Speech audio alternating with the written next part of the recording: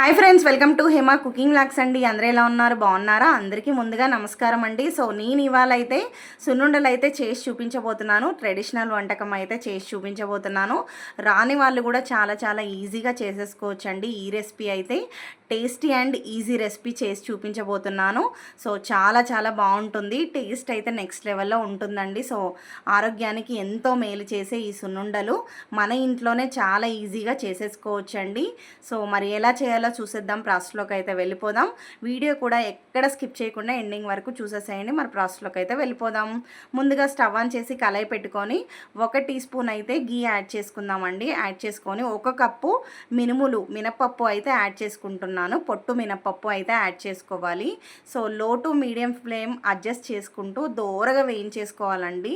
So మరీ high ఫ్లేమ్లో పెట్టి వేయించకూడదు, త్వరగా కావాలనేసి లో ఫ్లేమ్లో పెట్టే వేయించాలి. ఇవి అప్పుడే మనకు మంచిగా వేగిపోతాయి. సో హై ఫ్లేమ్లో పెట్టి వేయించడం వల్ల ఏమవుతుంది అంటే త్వరగా వేగినట్టు అనిపిస్తాయి, కానీ లోపలంతా కూడా పచ్చిగానే ఉంటాయి. ఇంకా వేయించేసుకొని సో దోరగా వేగిపోయాయి కదండి. ఇప్పుడు మిక్సీ జార్లో వేసుకొని ఒక 4-5 ఇలాచీలు అయితే వేసేసుకొని ఫైన్ పౌడర్లో అయితే ఇలా మిక్సీ చేసేసుకోవాలి. చూడండి నేను చూపించిన విధంగా.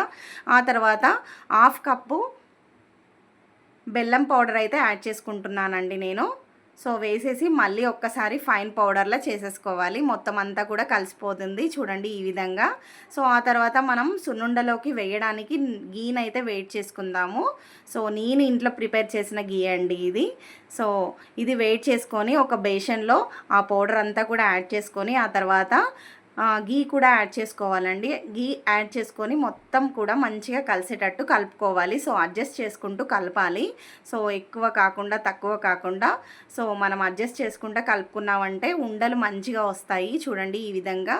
సో పౌడరు వేడిగా ఉన్నప్పుడు మనం నెయ్యి వేడి చేసి వేసాం కదండి. సో పౌడర్ వేడిగా ఉన్నప్పుడే ఉండలు అనేది మనం చుట్టుకోవాలి. చూడండి ఈ విధంగా మొత్తం అంతా కూడా నెయ్యి అంతా కలిసేటట్టు అయితే కలుపుకోవాలి. సో ఆ తర్వాత అయితే మనం ఉండలు చేసేసుకుందాం ఇప్పుడు. సో అన్నీ కూడా ఉండలు అయితే చుట్టేసుకొని ఒక ప్లేట్లో అయితే పెట్టేసుకుందాము. చాలా చాలా బాగుంటుందండి. పిల్లలే కాదు పెద్దవాళ్ళు చాలా చాలా ఇష్టంగా తినేస్తారు. అంత టేస్టీగా ఉంటాయి. సో బయట తీసుకొచ్చే దానికంటే మన ఇంట్లో చేసుకుంటే చాలా చాలా బాగుంటాయి కదా.